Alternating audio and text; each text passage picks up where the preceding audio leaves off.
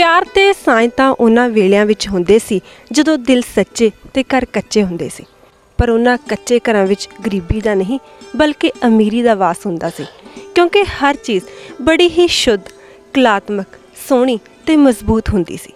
ਸਵਾਣੀਆਂ ਆਪਣੇ ਘਰਾਂ ਨੂੰ ਰੀਝਾਂ ਤੇ ਸਦਾਂ ਦੇ ਨਾਲ ਮਿੱਟੀ ਦੇ ਨਾਲ ਲਿਪਦੀਆਂ ਸਨ ਤੇ ਕੱਚੇ ਘਰ ਵਿੱਚ ਸਾਦਗੀ, ਆਪਣਾਪਨ, ਸਾਂਝ ਤੇ ਕਲਾ ਦੀ ਝਲਕ ਮਿਲਦੀ ਸੀ, ਕਿਉਂਕਿ ਉਹ ਹੱਥਾਂ ਦਾ ਹੁਨਰ ਸੀ। ਇਹੀ ਤਾਂ ਸਾਡੇ ਸੱਭਿਆਚਾਰ ਦਾ ਮੁੱਢ ਹੈ, ਜਿਸ ਦਾ ਅਹਿਸਾਸ ਮਾਣੇ ਬਿਨਾਂ ਅਸੀਂ ਪੰਜਾਬੀ ਨਹੀਂ ਅਖਵਾ ਸਕਦੇ। ਸੋ ਪੱਕੇ ਘਰਾਂ ਵਿੱਚ ਵਸਦੇ ਪੰਜਾਬੀਓ, ਤੁਹਾਨੂੰ ਪੰਜਾਬੀਆਂ ਦਾ ਅਸਲ ਰਹਿਣ ਵਸੇਰਾ ਦਿਖਾਉਣ ਦੇ ਲਈ ਕੱਚੇ ਘਰਾਂ ਵੱਲ ਲੈ ਚੱਲਦੇ ਹਾਂ, ਜਿਹੜੇ ਕਿ ਸਚਿਆਰੇ ਹੱਥਾਂ ਦੀ ਉਪਜ ਹਨ। ਇਸ ਦੇ ਲਈ ਅੱਜ ਅਸੀਂ ਤੁਹਾਨੂੰ ਲੈ ਕੇ ਆਏ ਹਾਂ ਹਿੰਦ ਤੇ ਪਾਕ ਦੀ ਸਰਹੱਦ ਤੇ ਵਸਦੇ ਪਿੰਡ ਵਾਹ ਵਿਖੇ।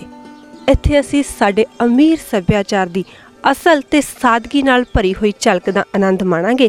ਹਰ ਵਾਰ ਦੀ ਤਰ੍ਹਾਂ ਸਭ ਤੋਂ ਪਹਿਲਾਂ ਮੇਰੇ ਵੱਲੋਂ ਯਾਨੀ ਕਿ ਰਾਮਵੀਰ ਕੌਰ ਵੱਲੋਂ ਲਿਸ਼ਕਾਰਾ ਟੀਵੀ ਕੈਨੇਡਾ ਵੇਖਣ ਵਾਲੇ ਸਾਰੇ ਦਰਸ਼ਕਾਂ ਨੂੰ ਪਿਆਰ ਭਰੀ ਸਤਿ ਸ੍ਰੀ ਅਕਾਲ ਤੇ ਨਿੱਘੀ ਜੀ ਆਇਆਂ ਨੂੰ। ਆਏ ਮਿਲ ਗੁਰ ਸਿੱਖ ਆਏ ਮਿਲ,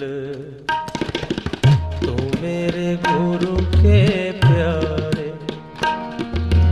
ਆਏ ਮਿਲ ਗੁਰ ਸਿੱਖ ਆਏ ਮਿਲ, ਤੂੰ ਮੇਰੇ ਗੁਰੂ ਕੇ ਪਿਆਰੇ। ਤੂੰ ਮੇਰੇ ਗੁਰੂ ਕੇ ਪਿਆਰੇ,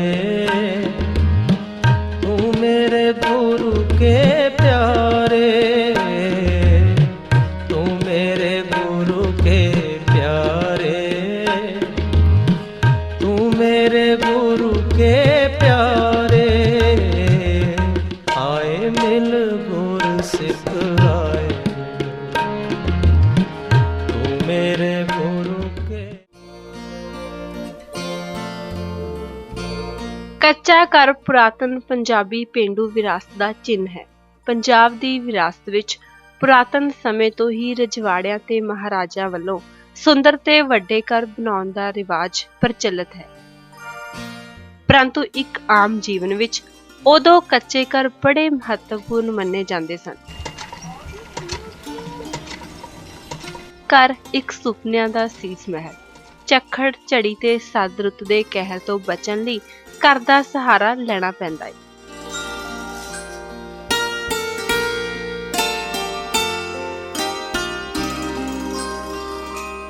ਘਰ ਕੱਚਾ ਹੋਵੇ ਜਾਂ ਪੱਕਾ, ਅੱਜ ਕੱਲ੍ਹ ਇਹ ਸਾਡੀ ਆਰਥਿਕਤਾ ਤੇ ਨਿਰਭਰ ਹੋ ਚੁੱਕਿਆ ਹੈ।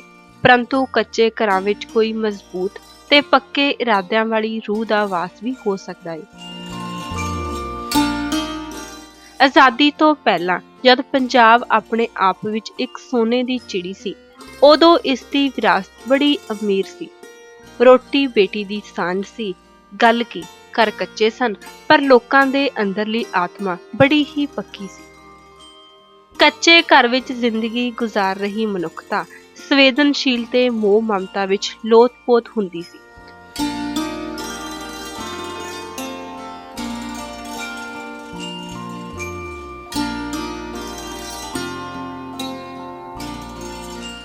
ਇੱਕ ਸੁਖੀ ਤੇ ਹੱਸਦਾ ਵਸਦਾ ਪਰਿਵਾਰ। ਸੂਰਜ ਦੀ ਪੌ ਫੁੱਟਦੀ ਤੇ ਸਭ ਆਪੋ ਆਪਣੇ ਕੰਮਾਂ ਕਾਰਾਂ ਵੱਲ ਹੋ ਤੁਰਦੇ। ਅੰਮ੍ਰਿਤ ਵੇਲੇ ਰੱਬੀ ਬਾਣੀ ਨਾਲ ਰੂਹ ਰਾਜੀ ਹੁੰਦੀ।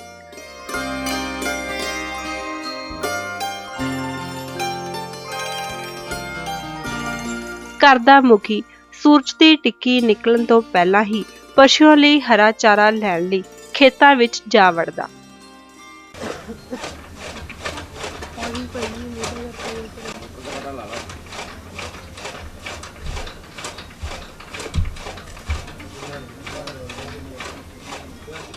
ਬੇਬੇ ਚਾਟੀ 'ਚ ਮਧਾਣੀ ਪਾ ਦੁੱਧ ਰਿੜਕਦੀ ਤੇ ਧੀਆਂ ਧਿਆਣੀਆਂ ਚੁੱਲ੍ਹਾ ਚੌਂਕਾ ਸੰਭਾਲ ਲੈਂਦੀਆਂ ਤੇ ਮੁੰਡੇ ਪਸ਼ੂ ਡੰਗਰ ਨੂੰ ਪੱਠੇ ਪਾਉਂਦੇ। ਉਦੋਂ ਹਰ ਮਨੁੱਖ ਕੱਚੇ ਘਰ ਵੱਲ ਸ਼ਾਮ ਹੁੰਦੇ ਹੀ ਇੰਜ ਪਰਤਦਾ ਜਿਵੇਂ ਜੋਤਾ ਲੱਗਿਆ ਬਲਦ ਪੱਠਿਆਂ ਦੀ ਖੁਰਲੀ ਵੱਲ ਨੂੰ ਭੱਜਦਾ ਏ। ਚਾਅ, ਮਲਾਰ, ਖੁਸ਼ੀ ਤੇ ਗਮ ਕੱਚੇ ਘਰ ਦੇ ਵਿਹੜੇ ਵਿੱਚ ਪਰਿਵਾਰ ਦੇ ਜੀਅ ਤੇ ਆਂਢੀ ਗੁਆਂਢੀ ਇਕੱਠੇ ਹੋ ਕੇ ਸਾਂਝੇ ਕਰਦੇ ਸਨ।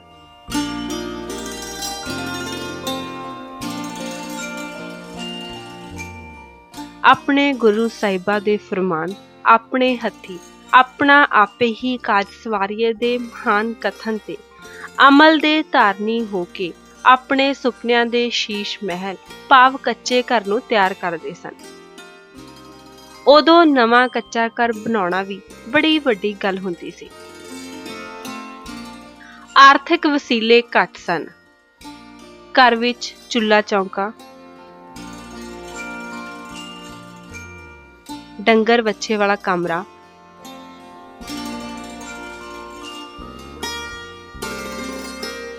ਖੁਰਲੀ,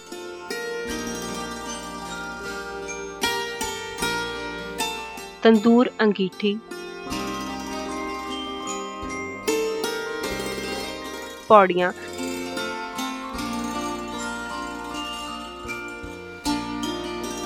ਤੇ ਘਰ ਦੇ ਵਿਹੜੇ ਨੂੰ ਤਿਆਰ ਕਰਨ ਲਈ ਲੋੜੀਂਦਾ ਸਮਾਨ ਆਪਣੇ ਨੇੜੇ ਤੇੜਿਓਂ ਹੀ ਇਕੱਠਾ ਕਰ ਲਿਆ ਜਾਂਦਾ ਸੀ।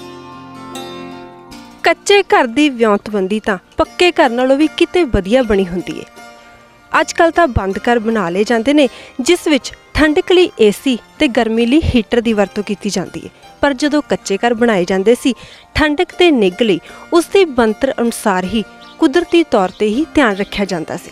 ਰਾਤੀ ਮੈਂ ਇੱਕ ਸੁਪਨਾ ਵੇਖਿਆ। ਸੁਪਨੇ ਵਿੱਚ ਕੱਚਾ ਘਰ ਵੇਖਿਆ, ਫੁੱਲਾਂ ਨਾਲ ਸਜਿਆ ਦਰ ਵੇਖਿਆ। ਇੱਕ ਪਾਸੇ ਚੁੱਲ੍ਹਾ ਚੌਂਕਾ ਸੀ, ਚੌਂਕੇ ਨੂੰ ਫੇਰਿਆ ਪੋਚਾ ਸੀ। ਰਿੜਕਣੇ ਵਿੱਚ ਮਧਾਣੀ ਸੀ, ਦੁੱਧ ਰਿੜਕਦੀ ਨੂੰਹ ਰਾਣੀ ਸੀ। ਬਾਹੀਂ ਚੂੜਾ ਰੰਗਲਾ, ਛੇੜ ਦਾ ਰਾਗ ਅਵੱਲਾ ਸੀ, ਜੋ ਜਗ ਤੇ ਸੋਹਣਾ ਉਹ ਕੱਲਾ ਸੀ। ਚੁੱਲ੍ਹੇ ਅੱਗੇ ਗੱਭਰੂ ਬੈਠਾ ਸੀ, ਉਹਦੇ ਗਲ ਵਿੱਚ ਪਾਇਆ ਕੈਂਠਾ ਸੀ। ਉਹ ਸਾਗ ਰੋਟੀ ਤੇ ਧਰਿਆ ਸੀ ਤੇ ਗਲਾਸ ਲੱਸੀ ਨਾਲ ਭਰਿਆ ਸੀ। ਉਹਦੇ ਗਲਾਸ ਹੱਥ 'ਚੋਂ ਛੁੱਟਿਆ ਸੀ ਤੇ ਮੇਰਾ ਸੁਪਨਾ ਟੁੱਟਿਆ ਸੀ। ਨਾ ਉਹ ਮਧਾਣੀ ਸੀ, ਨਾ ਨੂੰਹ ਰਾਣੀ ਸੀ ਤੇ ਨਾ ਹੀ ਫੁੱਲਾਂ ਸਜਿਆ ਦਰ ਸੀ। ਮੇਰੇ ਸਾਹਮਣੇ ਤਾਂ ਇੱਟਾਂ ਤੇ ਪੱਥਰਾਂ ਦਾ ਬੇਜਾਨ ਘਰ ਸੀ। ਜਿਉਣਾ ਤਾਂ ਉਹੋ ਜਿਹੇ ਘਰ ਵਿੱਚ ਜਿਉਣਾ ਸੀ। ਇਹੋ ਜਿਹੇ ਘਰ ਵਿੱਚ ਕੀ ਜਿਉਣਾ ਏ। ਮੇਰੇ ਅੱਖੀਓਂ ਨੀਰ ਚੋ ਪਿਆ ਕਿਉਂਕਿ ਮੈਂ ਇੱਕ ਅਜਿਹਾ ਸੁਪਨਾ ਵੇਖਿਆ ਸੀ ਜੋ ਕਦੇ ਨਹੀਂ ਪੂਰਾ ਹੋਣਾ ਏ, ਜੋ ਕਦੇ ਨਹੀਂ ਪੂਰਾ ਹੋਣਾ ਏ। ਅੱਜ ਜਦੋਂ ਮਨੁੱਖ ਪਦਾਰਥਵਾਦੀ ਤੇ ਵਿਚਾਰਧਾਰਾ ਦਾ ਧਾਰਨੀ ਹੋ ਰਿਹਾ ਏ, ਆਮ ਜਨ ਜੀਵਨ ਵਿੱਚ ਵੀ ਵੱਡੀ ਪੱਧਰ ਤੇ ਉਥਲ-ਪੁਥਲ ਹੋ ਰਹੀ ਏ ਤੇ ਲੋਕ ਆਪਣੇ ਕਲਿਆਣਕਾਰੀ ਫਰਜ਼ਾਂ ਤੋਂ ਪਿੱਛੇ ਹਟ ਰਹੇ ਹਨ। ਕਿੰਨਾ ਸੁਭਾਗਾ ਸਮਾਂ ਸੀ ਕਿ ਇੱਕ ਪਿੰਡ ਵਿੱਚ ਜੇ ਕਿਸੇ ਨੇ ਨਵਾਂ ਕੋਠੜਾ ਤਿਆਰ ਕਰਨਾ ਤਾਂ ਸਾਰੇ ਖੁਸ਼ੀ-ਖੁਸ਼ੀ ਉਹਦੇ ਨਾਲ ਹੱਥ ਵਟਾਉਂਦੇ। ਘਰ ਤਿਆਰ ਹੋਣ ਤੇ ਘਰ ਦੇ ਮੁਖੀ ਨੂੰ ਵਧਾਈਆਂ ਦਿੰਦੇ। ਕੱਚਾ ਘਰ ਬਣਾਉਣਾ ਪੰਛੀ ਪਰਿੰਦਿਆਂ ਦੇ ਆਲਣਾ ਬਣਾਉਣ ਦੇ ਤੁਲ ਹੈ।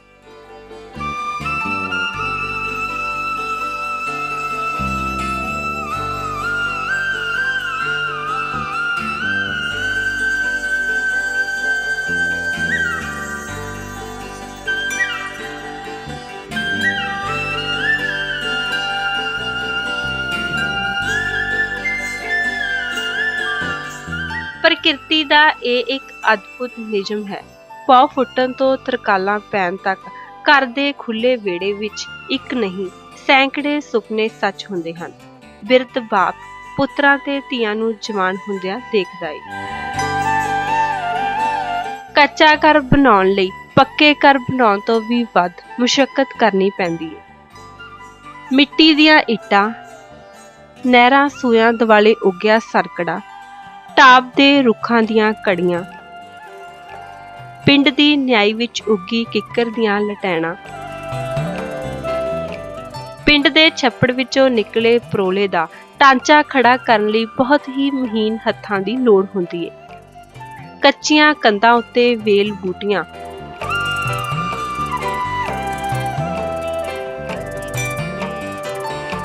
ਕੰਧੋਲੀ ਤੇ ਪਾਉਣ ਲਈ ਮੋਰ ਬਟੇਰੇ, ਕੁੰਜਾ, ਕਬੂਤਰ ਤੇ ਦਲਾਨ ਵਿੱਚ ਰੱਖਣ ਲਈ ਪੜੋਲੇ ਪੜੋਲੀਆਂ ਬਣਾਉਣ ਲਈ ਮਹੀਨ ਦੇ ਨਾਲ ਨਾਲ ਜ਼ਹੀਨ ਵੀ ਹੋਣਾ ਪੈਂਦਾ ਹੈ।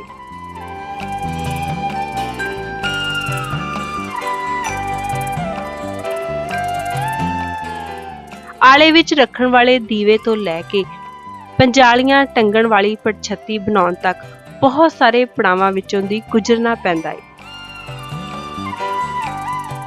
ਸਭ ਤੋਂ ਵੱਡੀ ਗੱਲ, ਹਿਰਨ ਵਾਂਗ ਚੁੰਗੀਆਂ ਭਰ ਰਹੇ ਜ਼ਮਾਨੇ ਤੋਂ ਬੇਨਿਆਜ਼ ਹੋ ਕੇ ਕੱਚੇ ਘਰਾਂ ਦੀ ਰੁੱਖੀ ਮਿੱਸੀ ਖਾਣੀ ਵੀ ਦਲੇਰ ਲੋਕਾਂ ਦਾ ਹੀ ਜ਼ੇਰਾ ਹੈ। ਇੱਕ ਘਰ ਬਣਾਉਣ ਲਈ ਸਾਜੋ ਸਮਾਨ ਇਕੱਠਾ ਕਰਨ ਤੋਂ ਬਾਅਦ ਕਾਰੀਗਰ ਦੇ ਸਹਿਯੋਗ ਨਾਲ ਘਰ ਤਿਆਰ ਬਰ ਤਿਆਰ ਆਪਣੇ ਆਪ ਵਿੱਚ ਹੀ ਬੜਾ ਕੁਦਰਤੀ ਨਜ਼ਾਰਾ ਪੇਸ਼ ਕਰਦਾ ਪ੍ਰਤੀਤ ਹੁੰਦਾ ਹੈ। ਘਰ ਦੇ ਕੱਚੇ ਤੇ ਖੁੱਲੇ ਵਿਹੜੇ ਦਾ ਵਾਤਾਵਰਨ ਬੜਾ ਸ਼ੁੱਧ ਹੁੰਦਾ ਹੈ। ਵਿਹੜਾ ਰੰਗ ਬਿਰੰਗੇ ਫੁੱਲ ਬੂਟਿਆਂ ਤੇ ਸ਼ਾਨਦਾਰ ਰੁੱਖਾਂ ਨਾਲ ਸਜਿਆ ਹੋਇਆ ਹੁੰਦਾ ਹੈ। ਬੇਹੱਦ ਸੁੰਦਰ ਤੇ ਹਵਾਦਾਰ ਕਮਰੇ ਸਵਰਗ ਵਰਗਾ ਨਜ਼ਾਰਾ ਦਿੰਦੇ ਹਨ। ਇਨ੍ਹਾਂ ਕੱਚੇ ਕਮਰਿਆਂ ਦੀ ਵਿਲੱਖਣ ਗੱਲ ਇਹ ਹੈ ਕਿ ਗਰਮੀ ਦੀ ਰੁੱਤ ਵਿੱਚ ਇਹ ਠੰਡੇ ਤੇ ਪੋਹ ਮਾਘ ਦੀ ਕੜਾਕੇ ਦੀ ਠੰਡ ਵਿੱਚ ਰਜਾਈ ਵਰਗਾ ਨਿੱਘ ਦਿੰਦੇ ਹਨ। ਕਮਰੇ ਦੀ ਛੱਤ ਭਾਵੇਂ ਬਹੁਤੀ ਮਜ਼ਬੂਤ ਨਹੀਂ ਮੰਨੀ ਜਾਂਦੀ, ਪਰੰਤੂ ਆਲੇ ਦੁਆਲੇ ਤੋਂ ਇਕੱਠੇ ਕੀਤੇ ਸਾਜੋ ਸਮਾਨ ਨਾਲ ਤਿਆਰ ਕੀਤੀ ਛੱਤ ਤੇ ਘਰ ਦੇ ਮਾਲਕਾਂ ਨੂੰ ਰੱਬ ਜਿੱਡਾ ਵਿਸ਼ਵਾਸ ਹੁੰਦਾ ਹੈ। ਸਫੇਦੇ ਦੇ ਬਾਲਿਆਂ ਤੇ ਸਰਕੰਡਿਆਂ ਦੇ ਕਾਨਿਆਂ ਨਾਲ ਸਜੀ ਛੱਤ ਨੂੰ ਕਾਲੀ ਮਿੱਟੀ ਤੇ ਪੁਰਾਣੀ ਤੂੜੀ, ਜਿਸ ਨੂੰ ਮਲਣ ਆਖਿਆ ਜਾਂਦਾ ਹੈ, ਦੇ ਨਾਲ ਛੱਤਿਆ ਜਾਂਦਾ ਹੈ, ਜਿਸ ਨੂੰ ਛੱਤਣ ਵੇਲੇ ਚਾਹਾ ਪਾਉਣਾ ਆਖਿਆ ਜਾਂਦਾ ਹੈ। ਛੱਤ ਉੱਤੇ ਪਾਉਣ ਵਾਲੀ ਮਿੱਟੀ ਦੀ ਤੈਅ ਇੰਨੀ ਮਜ਼ਬੂਤ ਹੁੰਦੀ ਹੈ ਕਿ ਕੋਠੜਾ ਚੌਣ ਦੀ ਸੰਭਾਵਨਾ ਨਹੀਂ ਰਹਿੰਦੀ। ਮੀਂਹ ਝੱਖੜ ਵੇਲੇ ਛੱਤ ਦਾ ਪਾਣੀ ਸੁਚੱਜੇ ਢੰਗ ਨਾਲ ਕੱਢਣ ਲਈ ਇੱਕ ਪ੍ਰਣਾਲਾ ਰੱਖਿਆ ਜਾਂਦਾ ਹੈ, ਜਿਹੜਾ ਛੱਤ ਦੇ ਪਾਣੀ ਦੇ ਨਿਕਾਸ ਲਈ ਕੰਮ ਕਰਦਾ ਹੈ।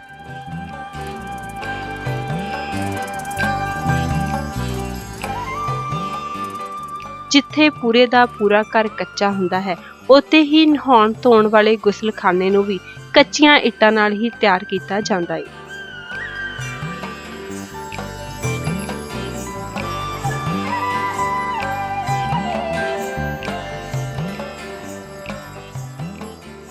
ਖੁੱਲੇ ਤੇ ਪਿੜ ਵਾਂਗੂ ਵਿਸ਼ਾਲ ਵਿਹੜਾ, ਜਿਸ ਨੂੰ ਖੰਜੂਰ ਤੇ ਝਾੜੂ ਨਾਲ ਸਾਫ਼ ਕੀਤਾ ਜਾਂਦਾ ਤੇ ਤੀਜੇ ਚੌਥੇ ਦਿਨ ਪੀਲੀ ਮਿੱਟੀ ਅਤੇ ਗੋਹੇ ਦਾ ਲੇਵਾ ਕਰਕੇ ਲੇਪ ਕੀਤਾ ਜਾਂਦਾ। ਕਿਹਾ ਜਾਂਦਾ ਸੀ ਮਿੱਟੀ ਤੇ ਗੋਹੇ ਵਿੱਚੋਂ ਇਹੋ ਜਿਹੀ ਖੁਸ਼ਬੂ ਆਉਂਦੀ ਸੀ ਜਿਹੜੀ ਸਾਰੇ ਦੇ ਸਾਰੇ ਘਰ ਨੂੰ ਅਤਰ ਵਰਗੀ ਵਾਸ਼ਨਾ ਵਿੱਚ ਵਟਾ ਦਿੰਦੀ ਸੀ। ਪਸ਼ੂਆਂ ਲਈ ਪੱਠਾ ਤੱਥਾ ਖਾਣ ਲਈ ਬਣੀ ਖੁਰਲੀ ਵੀ ਕੱਚੀ ਹੀ ਹੁੰਦੀ ਸੀ, ਜਿਸ ਨੂੰ ਘਰ ਵਾਲੇ ਆਪਣੇ ਹੱਥਾਂ ਨਾਲ ਤਿਆਰ ਕਰਦੇ। ਘਰ ਦੀ ਛੱਤ ਤੇ ਬਾਲਣ ਗੋਹਾ ਰੱਖਣ ਅਤੇ ਛੱਤ ਲਿਪਣ ਲਈ ਆਮ ਕਰਕੇ ਲੱਕੜ ਦੀ ਪੌੜੀ ਦਾ ਸਹਾਰਾ ਲਿਆ ਜਾਂਦਾ ਹੈ, ਪਰੰਤੂ ਕਈ ਸਰਦੇ ਪੁੱਜਦੇ ਘਰਾਂ ਵਿੱਚ ਕੱਚੀਆਂ ਪੌੜੀਆਂ ਬੜੇ ਸ਼ੌਂਕ ਨਾਲ ਬਣਾਈਆਂ ਅੱਜ ਵੀ ਨਜ਼ਰ ਆਉਂਦੀਆਂ ਹਨ। ਕੱਚੇ ਘਰ ਜਿਹੜੇ ਪੇਂਡੂ ਪੰਜਾਬੀ ਜਨ ਜੀਵਨ ਤੇ ਪੰਜਾਬੀ ਰਹਿਤ ਮਰਿਆਦਾ ਦਾ ਅਨਿੱਖੜਵਾਂ ਅੰਗ ਸਨ, ਅੱਜ ਦੇ ਲੋਕਾਂ ਲਈ ਗੁਰਬਤ ਦਾ ਉਹ ਚਿਰਾਗ ਬਣ ਚੁੱਕੇ ਹਨ, ਜਿਸ ਦੀ ਰੌਸ਼ਨੀ ਕਦੇ ਵੀ ਮੱਧਮ ਪੈ ਸਕਦੀ ਹੈ।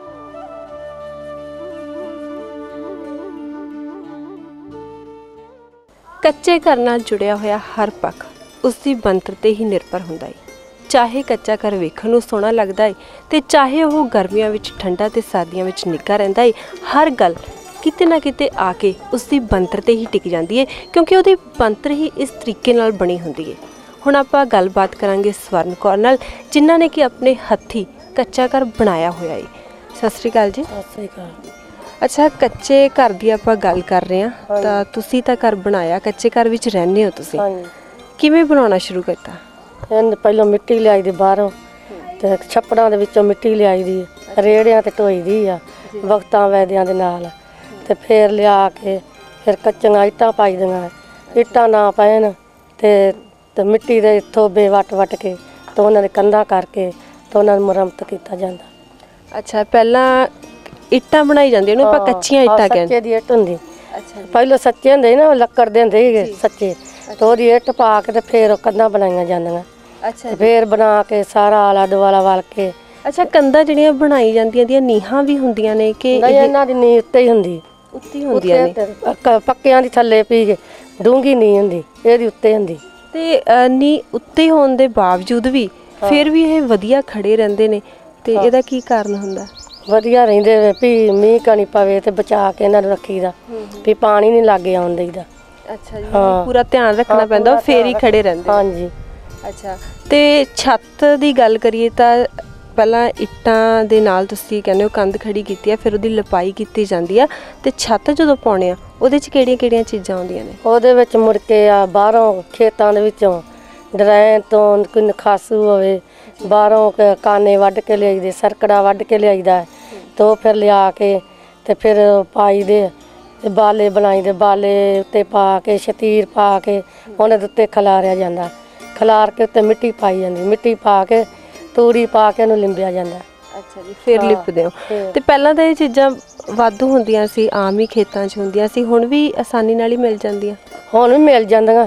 ਅੱਛਾ ਹਾਂ ਮਿਲ ਜਾਂਦੀਆਂ। ਤੇ ਕਿਸੇ ਚੀਜ਼ ਦੀ ਔਖ ਹੈ, ਕੋਈ ਚੀਜ਼ ਜਿਹੜੀ ਨਹੀਂ ਮਿਲਦੀ, ਜਿਹੜੀ ਪਹਿਲਾਂ ਵਾਧੂ ਮਿਲਦੀ ਸੀ ਤੇ ਹੁਣ ਘੱਟ ਮਿਲਦੀ ਆ, ਉਹ ਕਿਹੜੀ ਚੀਜ਼ ਹੈ? ਉਹ ਚੀਜ਼ ਹੁਣ ਮਿੱਟੀ ਹੈ, ਮਿੱਟੀ ਮੁੱਲ ਮਿਲਦੀ ਹੈ। ਅੱਛਾ, ਮਿੱਟੀ ਤੁਹਾਨੂੰ ਮੁੱਲ ਲੈਣੀ ਪੈਂਦੀ ਹੈ? ਹੁਣ ਮੁੱਲ ਲੈਣੀ ਪੈਂਦੀ ਹੈ, ਮੁੱਲ ਬਾਹਰੋਂ ਨਹੀਂ ਕੋਈ ਪੁੱਟਣ ਦਿੰਦਾ ਤੇ ਮੁੱਲ ਲਿਆ ਕੇ ਫੇਰ ਪਾਈ ਦੇ। ਤੇ ਆ ਜਿਹੜੇ ਖੇਤਾਂ 'ਚ ਲਿਆਈ ਦੇ ਫਿਰ ਤੁਰ ਕੇ ਲੱਭ ਕੇ ਕਾਨੇ ਸਰਕੜਾ ਤੇ ਉਹ ਫਿਰ ਵੱਢ ਕੇ ਤੇ ਫੇਰ ਪਾਈਦਾ।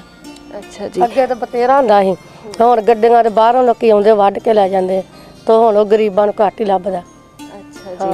ਤੇ ਜਦੋਂ ਘਰ ਪੂਰਾ ਖੜਾ ਹੋ ਜਾਂਦਾ ਫਿਰ ਆਪਾਂ ਦੇਖਦੇ ਹਾਂ ਕਿ ਬਾਅਦ ਵਿੱਚ ਵੀ ਉਹਦੇ ਤੇ ਵਧੀਆ ਚਿੱਤਰਕਾਰੀ ਕੀਤੀ ਹੁੰਦੀ ਆ, ਕਲੀ ਨਾਲ ਕੁਝ ਬਣਾਇਆ ਹੁੰਦਾ, ਡਿਜ਼ਾਈਨ ਫੁੱਲ ਬੂਟੇ, ਤੇ ਉਹ ਵੀ ਬੜੇ ਸੋਹਣੇ ਲੱਗਦੇ ਆ। ਫਿਰ ਉਹ ਕੱਲੀ ਮਿੱਟੀ ਨਾਲ ਤਾਂ ਨਹੀਂ ਬਣਦੇ, ਹੋਰ ਫਿਰ ਉਹਦੇ ਵਿੱਚ ਕੀ ਕੀ ਪਾਉਂਦੇ ਹੋ? ਉਹ ਫਿਰ ਮਿੱਟੀ ਵਿੱਚ ਗੋਹਾ ਪਾਈਦਾ, ਗੋਹਾ ਪਾ ਕੇ ਫੇਰੀਦਾ ਉਹਨੂੰ ਕੰਧਾਂ ਤੇ ਫੇਰ ਕੇ ਫਿਰ ਭਾਵੇਂ ਕਲੀ ਲਾਇਓ ਭਾਵੇਂ ਮਿੱਟੀ ਲਾਇਓ, ਤਾਂ ਮਿੱਟੀ 'ਚ ਰੰਗ ਪਾਈ ਦੇ, ਰੋਗਨ ਲਾਇਓ, ਜਿਹੜੇ ਰੰਗ ਦਾ ਮਰਜ਼ੀ ਲਾਇਓ ਤਾਂ ਵਿੱਚ ਪਾ ਕੇ ਤੇ ਬਣਾਏ ਜਾਂਦੇ, ਫੇਰ ਲਈਦੇ। ਹਾਂ ਜਿਵੇਂ ਪੱਕਿਆਂ ਕੋਠਿਆਂ ਨੂੰ ਫੇਰੀ ਦੇ ਤਾਂ ਉਸ ਤਰ੍ਹਾਂ ਫੇਰ ਲਈਦੇ ਜੀ। ਤੇ ਕਿਹੜੀਆਂ ਚੀਜ਼ਾਂ ਹੁੰਦੀਆਂ ਨੇ, ਜਿਵੇਂ ਘਰ 'ਚ ਕਮਰੇ ਹੋ ਗਏ, ਅੱਛਾ ਚੁੱਲ੍ਹਾ ਚੌਂਕਾ ਹੋ ਗਿਆ, ਅੱਛਾ ਰਸੋਈ ਬਹੁਤ ਘੱਟ ਹੁੰਦੀ ਹੈ ਮੈਨੂੰ ਲੱਗਦਾ? ਹਾਂ ਰਸੋਈਆਂ ਘੱਟ ਹੀ ਹੁੰਦੀਆਂ ਤੇ ਕਈ ਪਾ ਲੈਂਦੇ, ਕਈ ਇਸ ਤਰ੍ਹਾਂ ਅੰਦਰੇ ਅੱਗ ਬਾਲ ਲਈਦੀ, ਜੇ ਨਾ ਬਾਹਰ ਰਸੋਈ ਹੋਵੇ ਅੰਦਰੇ ਚੁੱਲ੍ਹਾ ਰੱਖ ਕੇ ਅੰਦਰੇ ਅੱਗ ਬਾਲ ਲਈਦੀ। ਅੱਛਾ ਜੀ। ਚੁੱਲ੍ਹਾ ਚੌਂਕਾ ਸਭ ਤੋਂ ਸੋਹਣਾ ਹੁੰਦਾ ਘਰ 'ਚ, ਕਿਉਂਕਿ ਦੇਖੋ ਸਾਰਾ ਘਰ-ਬਾਰ ਆ ਜਿਹੜਾ ਇੱਕ ਔਰਤ ਤੇ ਟਿਕਿਆ ਹੁੰਦਾ, ਤੇ ਚੁੱਲ੍ਹਾ ਚੌਂਕਾ ਇੱਕ ਔਰਤ ਨਹੀਂ ਸੰਭਾਲਣਾ ਹੁੰਦਾ, ਤੇ ਇਸ ਕਰਕੇ ਸਭ ਤੋਂ ਵੱਧ ਰੀਝਾਂ ਚੁੱਲ੍ਹੇ ਚੌਂਕੇ ਤੇ ਲਾਈਆਂ ਜਾਂਦੀਆਂ ਨੇ। ਹਾਂ ਚੁੱਲ੍ਹੇ ਚੌਂਕੇ ਦੇ ਰੀਝ ਨਾ ਬਣਾਈਦਾ, ਆਖੀ ਦਾ ਵੀ ਕੋਈ ਆਖੇ ਨਾ ਵੀ ਇਹਨਾਂ ਨੇ ਚੁੱਲ੍ਹਾ ਚੌਂਕਾ ਨਹੀਂ ਬਣਾਇਆ, ਚੁੱਲ੍ਹਾ ਚੌਂਕਾ ਔਰਤ ਦੇ ਨਾਲ ਹੁੰਦਾ ਤੇ ਬਹੁਤ ਅੱਛਾ ਲੱਗਦਾ। ਹਾਂ ਤੇ ਕੀ ਉਹਦੇ ਤੇ ਬਣਾਇਆ ਜਾਂਦਾ? ਇੱਕ ਤਾਂ ਆਪਾਂ ਫੁੱਲ ਬੂਟੇ ਵੇਖਦੇ ਹਾਂ, ਹੋਰ ਕੁਝ ਪੰਛੀ ਵੀ ਬਣਾਏ ਜਾਂਦੇ ਨੇ ਨਾ, ਕਿਹੜੇ ਪੰਛੀ ਬਣਾਏ ਜਾਂਦੇ ਨੇ ਚੁੱਲ੍ਹੇ ਚੌਂਕੇ 'ਚ? ਇਹ ਤਾਂ ਜਿਹੜਾ ਜੀ ਕਰੇ ਉਹ ਡਿਜ਼ਾਈਨ ਲਾ ਕੇ ਤੋਂ ਆਪਾਂ ਬਣਾ ਲਈਦਾ, ਜਿਵੇਂ ਮਿਸਤਰੀ ਨਹੀਂ ਬਣਾਉਂਦਾ ਡਿਜ਼ਾਈਨ ਲਾ ਲੈਂਦਾ, ਸ਼ੇਰ ਪਾ ਲਓ, ਕੁੱਕੜ ਪਾ ਲਓ, ਤੋਤੇ ਪਾ ਲਓ, ਉਹ ਆਪਦੀ ਵੀ ਅਕਲ ਦੇ ਨਾਲ ਹੀ ਪਾ ਲਈਦੇ। ਹਾਂ ਤੇ ਇਹ ਸਾਰੀਆਂ ਚੀਜ਼ਾਂ ਜਦੋਂ ਤਿਆਰ ਹੋ ਜਾਂਦੀਆਂ ਤਾਂ ਆਪਾਂ ਕਈ ਵਾਰ ਵੇਖਦੇ ਹਾਂ ਕਿ ਮੀਂਹ ਬਹੁਤ ਜ਼ਿਆਦਾ ਪੈਂਦਾ, ਤਾਂ ਫਿਰ ਉਸ ਤੋਂ ਬਾਅਦ ਮਿੱਟੀ ਖੁਰਨੀ ਵੀ ਸ਼ੁਰੂ ਹੋ ਜਾਂਦੀ ਆ, ਮੀਂਹ ਦੇ ਦੌਰਾਨ ਖੁਰਦੀ ਆ, ਫਿਰ ਦੁਬਾਰਾ ਸਾਰਾ ਲਿਪਣਾ ਪੈਂਦਾ ਤੁਹਾਨੂੰ? ਨਹੀਂ, ਉਹਨੂੰ ਫਿਰ ਮੁੜ ਕੇ ਉਹ ਉੱਤੇ ਉਹਨੂੰ ਲਕਾਉਣਾ ਪੈਂਦਾ, ਮੀਂਹ ਆ ਜੇ ਫਿਰ ਉਹਨੂੰ ਉੱਤੋਂ ਢੱਕ ਦਈਦਾ ਤੇ ਢੱਕ ਕੇ ਤੇ ਫਿਰ ਉਹਨੂੰ ਲਕਾਈਦਾ, ਤੇ ਹਰ ਵਾਰ ਵੀ ਨਹੀਂ ਬਣਦਾ ਤੇ ਫਿਰ ਲਕਾ ਕੇ ਰੱਖੀਦਾ। ਘਰ ਨੂੰ ਲੁਕਾ ਕੇ ਰੱਖੀਦਾ? ਨਹੀਂ, ਆ ਚੌਂਤਰਾ ਚੁੱਲ੍ਹੇ ਚੌਂਤਰੇ ਨੂੰ ਤੁਸੀਂ ਖਾਸ ਤੌਰ ਤੇ ਢੱਕ ਕੇ ਰੱਖਦੇ ਹੋ, ਕਿਉਂਕਿ ਇਹ ਬੜੀਆਂ ਰੀਝਾਂ ਨਾਲ ਬਣਾਇਆ ਜਾਂਦਾ ਤੇ ਵਾਰ-ਵਾਰ ਬਣਾਉਣਾ ਬਹੁਤ ਔਖਾ ਲੱਗਦਾ, ਢੱਠ ਨਾ ਜਾਵੇ ਤਾਂ ਕਰਕੇ ਬਣਾਇਆ ਵੀ ਢੱਕ ਛੱਡੀਦਾ। ਮੀਂਹ ਮਗਰ ਆਉਂਦਾ ਤੇ ਪਹਿਲਾਂ ਢੱਕਣ ਲੱਗ ਪਈਦਾ, ਲੱਭਣ ਲੱਗ ਪਈ ਪੱਲੀਆਂ ਤੋੜੇ। ਤੇ ਸਾਲ ਦੇ ਵਿੱਚ ਕਿੰਨੇ ਕੁ ਵਾਰੀ ਲਿਪਾ ਪੋਚੀ ਕਰਨੀ ਪੈਂਦੀ ਹੈ ਘਰ ਦੀ? ਇਹਨੂੰ ਵੀ ਮਿੱਟੀ ਲਾਉਂਦੇ ਰਹੀਦਾ ਇਹਦੇ। ਹਾਂ ਫਿਰ ਵੀ ਹੁੰਦਾ ਕਿ ਵੀ ਸਾਲ 'ਚ 2 ਵਾਰੀ 4 ਵਾਰੀ 6 ਵਾਰੀ ਕਿੰਨੇ ਵਾਰੀ ਲਿਪਦੇ ਹੋ? ਉਹ ਵੀ ਵਿਆਹ ਆ ਜੇ, ਕੁਛ ਵਾਰ ਆ ਜੇ, ਕਿ ਹੋਰ ਕੀ ਪ੍ਰੋਗਰਾਮ ਆ ਜੇ, ਉਹ ਤਾਂ ਸਗੋਂ ਲਿਪੀਦਾ। ਉਸ ਤਰ੍ਹਾਂ ਵੀ ਜੇ ਮਿੱਟੀ ਲੱਥ ਜੇ ਤਾਂ ਫਿਰ ਲਾ ਲਈਦੀ, ਨਹੀਂ ਤਾਂ ਫਿਰ ਇਸ ਤਰ੍ਹਾਂ ਵੀ ਵਿਆਹ ਸ਼ਵਾਰੇ ਤੇ ਜ਼ਿਆਦਾ ਵੀ ਲਾਈ ਦੀ। ਮਿੱਟੀ ਆਮ ਹੁੰਦੀ ਹੈ ਕਿ ਕੋਈ ਖਾਸ ਮਿੱਟੀ ਹੁੰਦੀ ਹੈ? ਉਹ ਮਿੱਟੀ ਚੀਕਨੀ ਮਿੱਟੀ ਹੁੰਦੀ, ਚੀਕਨੀ ਮਿੱਟੀ ਦੇ ਵਿੱਚ ਤੂੜੀ ਪਾਈ ਦੀ ਆ, ਉਹਦੀ ਕਹਾਣੀ ਮਾਰੀ ਦੀ ਆ, ਉਹ ਫਿਰ ਉਹਦੀ ਲੰਬਾਈ ਕਰ ਦਈਦੀ, ਉਹਨੂੰ ਲਿੰਬ ਕੇ ਮੁੜ ਕੇ ਉੱਤੇ ਫਿਰ ਲਾਲ ਮਿੱਟੀ ਲਿਆਈ ਦੀ, ਲਾਲ ਮਿੱਟੀ ਦੇ ਵਿੱਚ ਗੋਹਾ ਪਾਈਦਾ ਤੇ ਗੋਹਾ ਪਾ ਕੇ ਤੇ ਫਿਰ ਉਹ ਸਾਰੇ ਫੇਰ ਦੇਈਦਾ ਤੇ ਉਹ ਫਿਰ ਅੱਛਾ ਬਣ ਜਾਂਦਾ। ਚੀਕਨੀ ਮਿੱਟੀ ਨਾਲ ਪੂਰਾ ਘਰ ਬਣਾਇਆ ਜਾਂਦਾ ਤੇ ਲਾਲ ਮਿੱਟੀ ਨਾਲ ਉਹਦੀ ਸਜਾਵਟ ਵੀ ਹੋ ਜਾਂਦੀ ਹੈ ਥੋੜੀ ਬਹੁਤ। ਤੇ ਤੁਸੀਂ ਦੱਸਿਆ ਸੀ ਕਿ ਕਿਸੇ ਵਿਆਹ ਸ਼ਾਦੀ ਤੇ ਜਾਂ ਮੀਂਹ ਕਣੀ ਤੋਂ ਬਾਅਦ ਤੁਸੀਂ ਲਿਪਾ ਪੋਚੀ ਜਿਹੜੀ ਕਰਦੇ ਹੋ, ਉਹ ਪੂਰੀ ਇੱਕ ਦਿਨ 'ਚ ਹੋ ਜਾਂਦੀ ਹੈ?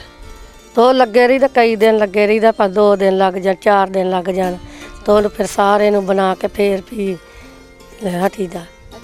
ਤੇ ਜਿਹੜੀ ਪਹਿਲਾਂ ਤੁਸੀਂ ਤਿਆਰ ਕਰਦੇ ਹੋ ਮਿੱਟੀ ਪੋਚਾ ਫੇਰਨ ਦੇ ਲਈ, ਤੁਸੀਂ ਦੱਸਿਆ ਸੀ ਮਿੱਟੀ ਲੈ ਕੇ ਆਉਣੇ ਹੋ, ਫਿਰ ਉਹਨੂੰ ਮਿੱਧਦੇ ਹੋ ਜਾਂ ਸਾਰਾ ਤੂੜੀ ਪਾ ਕੇ, ਉਹ ਕਿੰਨੇ ਕੁ ਟਾਈਮ ਦਾ ਕੰਮ ਹੈ?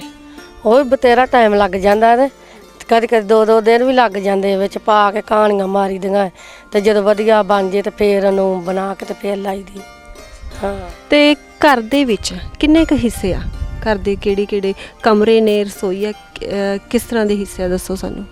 ਘਰ ਦੇ ਕੋਠੇ ਆਪਣੇ ਵਾਸਤੇ, ਕੋਠੇ ਵੀ ਆਪਦੇ ਵਰਤਣ ਵਾਸਤੇ, ਤੇ ਡੰਗਰਾਂ ਵਾਸਤੇ ਜੇ ਨਾ ਬਣੇ ਜੇ ਕੋਠਾ ਪਾ ਲਓ, ਬਰਾਂਡਾ ਪਾ ਲਓ, ਜੇ ਨਾ ਬਣੇ ਬਾਹਰੋਂ ਹਰਕਾਨੇ ਵੱਢ ਕੇ ਉਹਨਾਂ ਦੀਆਂ ਛੰਨਾ ਪਾ ਲਈਆਂ, ਉਹਦੇ ਵਿੱਚ ਡੰਗਰ ਬੰਨ੍ਹ ਲਈਦੇ।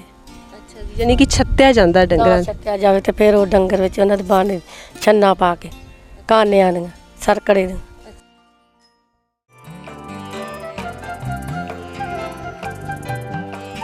ਖੈਰ ਅੱਜ ਪੰਜਾਬ ਦੇ ਬਹੁਤੇ ਹਿੱਸੇ ਨੇ ਆਪਣੇ ਰਹਿਣ ਸਹਿਣ ਲਈ ਕੋਠੀਆਂ ਅਤੇ ਬੰਗਲੇ ਆਦਿ ਉਸਾਰ ਲਏ ਹਨ, ਪਰ ਜੋ ਨਜ਼ਾਰਾ ਕੱਚੇ ਘਰਾਂ ਵਿੱਚ ਹੁੰਦਾ ਸੀ ਉਹ ਨਜ਼ਾਰਾ ਅੱਜ ਦੇ ਪੱਕੇ ਘਰਾਂ ਵਿੱਚ ਕਿੱਥੇ।